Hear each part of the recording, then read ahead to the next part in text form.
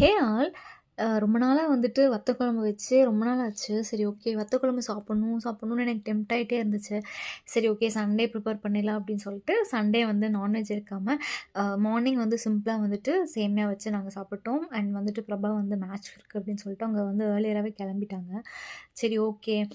ரொம்ப நாள் வெயிட் பண்ணி அ வத்த குழம்பு செஞ்சதுனால, சரி அப்படியே ஒரு எனக்கு எப்படி ஃபீலா இருந்துச்சு அப்படின்னா, ஓகே மை டைம் அப்படின்னு சொல்லிட்டு நல்லா பொறுமையா எடுத்து வெங்காயம், மிளகாய்லாம் தொளிச்சுட்டு, புளி ஊற வச்சுட்டு, அரிசி ஊற வச்சுட்டு, வத்த குழம்பு பண்ணுறதுக்கான வெங்காயம், தக்காளி எல்லாம் உரிச்சு, பூண்டுலாம் உரிச்சு ரெடி பண்ணிட்டேன்.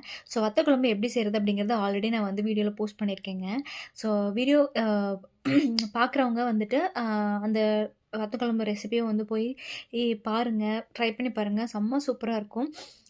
இது வந்து ஃபர்ஸ்ட்டு டே வச்சு சாப்பிட்றத விட, டே 2, டே 3 அப்படின்னு வச்சு சாப்பிடும்போது, அது வந்து அந்த வத்தல்ல வந்து அந்த புளியோட எசன்ஸு, தென் வந்துட்டு அந்த மசாலாவோட எசன்ஸ் எல்லாம் இறங்கும்போது அவ்ளோ அட்டகாசமா இருக்கும். நீங்க டே 2 டேஸ் ஆகும்போது வந்து நல்லா திக்கான கன்சிஸ்டன்சி ஆயிரும். அத வந்து சட்டியில போட்டு பெசஞ்சு சாப்பிட்டா அவ்ளோ அட்டகாசமா இருக்குங்க. கண்டிப்பா வத்த குழம்பு பிடிக்காதவங்க யாருமே இருக்க மாட்டாங்க. கல்யாண வீட்லலாம் வத்த குழம்பு வந்து வேணும்னு கேட்டு வாங்கி சாப்பிடுவோம். அந்த மாதிரி யாருக்கெல்லாம் வத்த குழம்பு பிடிக்கும் அப்படின்னு என்கூட ஷேர் பண்ணிக்கோங்க. வத்த குழம்புக்கு வந்துட்டு அப்பளம். இது வந்து கண்டிப்பா வந்து சூப்பரான ஒரு காம்பினேஷனா இருக்கும். அப்பளம் இல்லாம வேற என்ன சைட் டிஷ்ஷா வச்சு சாப்பிடலாம் அப்படிங்கிறத என்கூட ஷேர் பண்ணிக்கோங்க. நானும் ட்ரை பண்ணி பார்க்குறேன். இதே மாரி இன்னொரு வீடியோல பார்க்கலாம். பாய்.